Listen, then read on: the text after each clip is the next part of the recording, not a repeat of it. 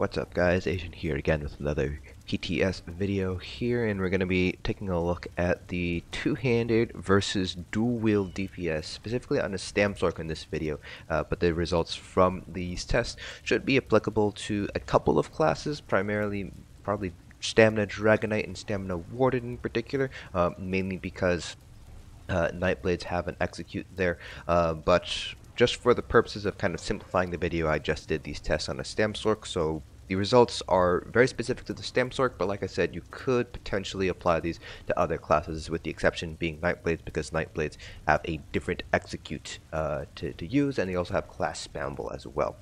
So classes that might have class spammable, such as a Stamina Dragonite, Nightblades, potentially even Wardens.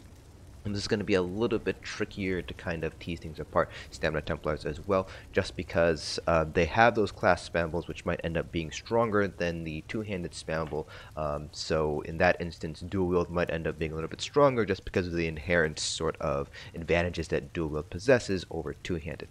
So again, kind of treat this as a stamsorc specific video, and you can kind of apply some of these concepts to other classes, but even then I'd be a little bit hesitant to say one for one the results from this particular build will translate directly to a different class. So, why are we taking a look at two-handed versus dual wield again? What has happened in the Elsweyr PTS patch? Well, first off, a few things have happened, and a lot of these affect stamsorcs just because stamsorcs don't have a class spammable, but any build that runs two-handed or dual wield, you kind of, again, can apply these same principles across different classes. The first one is that Flying Blade did get a buff, so now it deals a little bit more damage overall. The other thing is that Whirling Blades also got a small buff as well, so now the execute is on Whirling Blades here, and it actually ends up being a pretty strong spammable once you get into that sort of executable range. And then on the two-handed side of things, we have a couple of buffs as well. So the big thing with two-handed is that Wrecking Blow, the cast time was reduced down to 1 second from 1.1 seconds, so it's a little bit faster to weave here. And then Carve was also buffed as well, with the bleed doing much more damage now. I believe it is about a 20% buffed, 25% buff to the actual damage ability itself. So two-handed did get a few buffs. Dual wield also got a handful of buffs as well. So with those in mind, we kind of have to revisit two-handed versus dual wield here. So again, I kind of can't emphasize this enough. This particular video is focused on stamsorcs, and you might not necessarily be able to apply these to different classes here.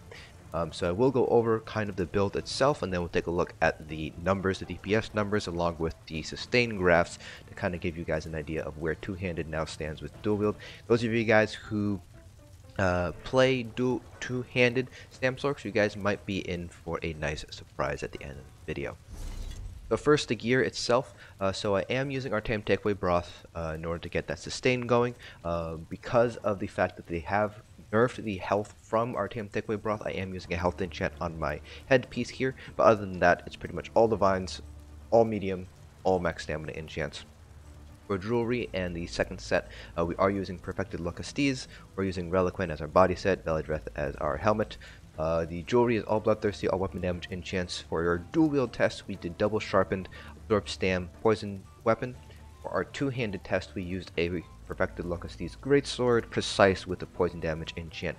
As you can tell here, because we are using sharpened on the dual wield compared to precise on the two-handed, we did need to change up our CPs a little bit here in order to kind of give ourselves a little bit more equal penetration values.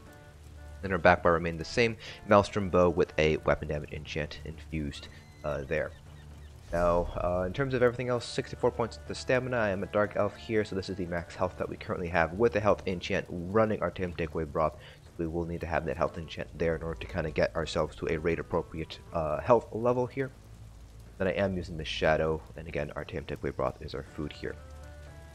For our skills, the back bar pretty much remained the same, so we'll go over the back bar first. Caltrops, Poison Injection, Endless Hail, Hurricane, Dark Deal, and Greater Storm Atronach. The front bar for our dual wield build was Rending Slashes, Flying Blade, Whirling Blades, Rearming Trap, Bound Armaments, and Flawless Dawnbreaker. Now for the rotation itself, you'll notice here that Whirling Blades does have an increase in damage based on the percentage of missing health. So if we take a look at the difference here between Flying Blade and Whirling Blades will end up doing a little bit more damage once we hit around 75% health or so.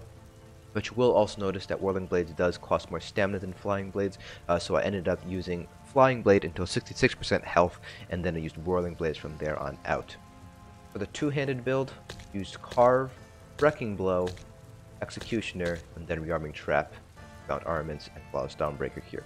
So kind of the same idea here. So Wrecking Blow does have that cast time associated with it, so it does take 2 global cooldowns to use one ability, and so there is a mathematical sort of break-even point, and where Executioner becomes a little bit stronger to use than Wrecking Blow as a spammable. So I ended up using Executioner at around 40% health or so, mainly because Wrecking Blow does cost a little bit more stamina, so I did want to get a little bit of additional sustain here with Executioner, although that ended up not really being all that needed. I still kept with the 40% cutoff between Wrecking Blow and Executioner though, just to keep the test consistent here. And then for our CPs, so pretty much your standard CPs for your green CPs, 75 Mood Cap, 75 Tenacity. Now the blue CPs, like I mentioned earlier, because Dual Wield had 2 Sharpened versus two-handed, which had a Precise, we did need to make a couple of changes here to our CPs. So for the Dual Wield CPs, I went 64 Mighty, 34 Piercing, 66 Precise Strikes, 40 Thaumaturge, and 66 into Master at Arms. And then for our two-handed build, I did have to drop a couple of points here and there in order to get up to a good level of penetration. So I did 61 Master at Arms, 37 Thaumaturge, 61 Precise Strikes, 62 Piercing, and 49 Mighty for the two-handed tests here. And then I did all my tests on the raid dummy here, so they were all pretty much standardized in terms of what buffs that we managed to get.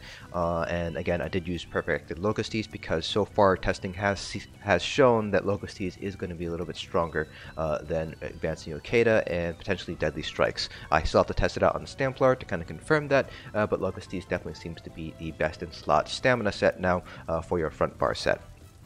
So let's go ahead and go over the actual parses themselves. So we'll start things off first with our two-handed parses. So our first parse was 78.4k. Our second parse was 78.4k as well. Very, very small differences here.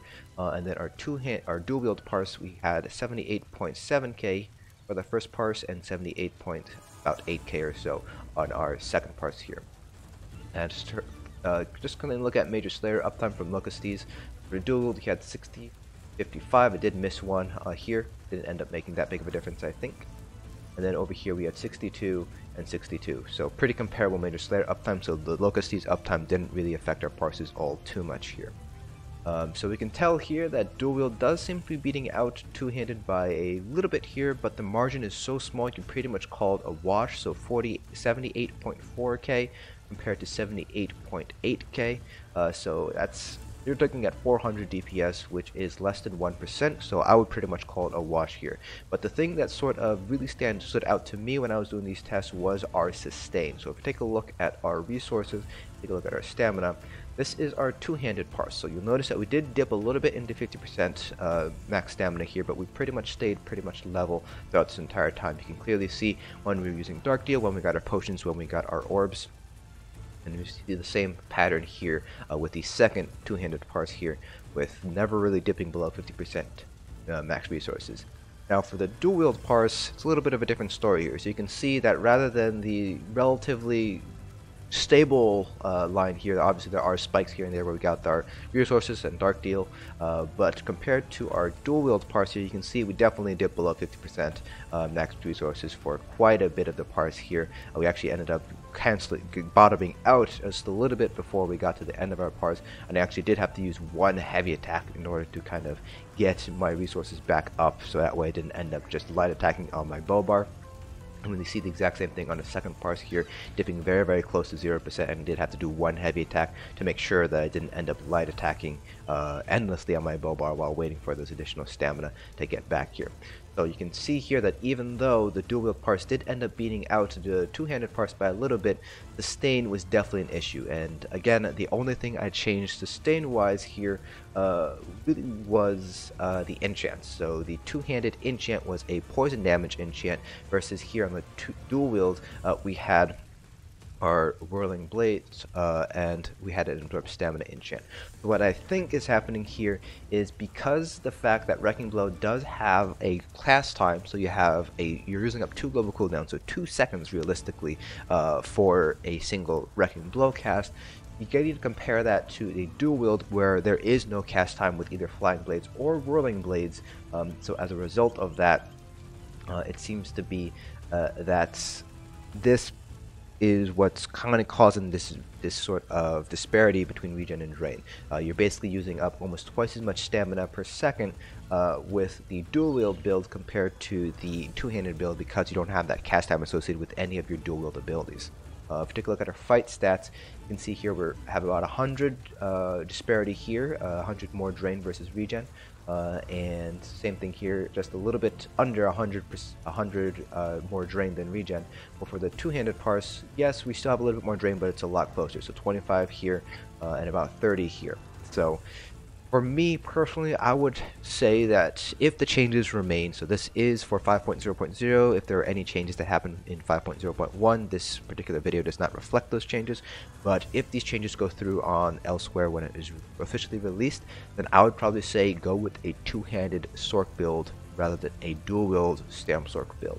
And that's mainly because even though dual wield is technically a little bit stronger, the sustain from the two-handed is going to be a lot more important for those longer fights. So if we take a look at the fight time itself, it took about 4.5 seconds here, 4 minutes, 4.5 minutes, not seconds, 4.5 minutes here, which is a little bit long for some fights, but for most progression guilds, most bosses are going to be taking around this long.